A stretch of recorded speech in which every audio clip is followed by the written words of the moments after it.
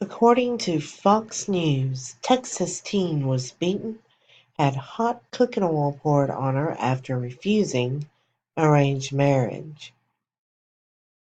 Here in America, this happened. Not overseas, not in a Muslim country. Here in America, a teenager, these are her parents, hurt her.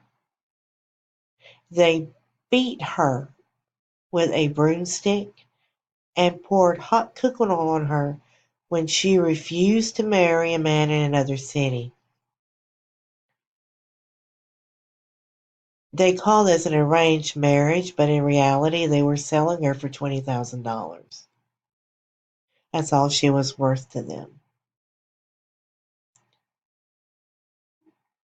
I'm going to leave the link to this article in the description. This is why we do not need cultural assimilation into Islamic society.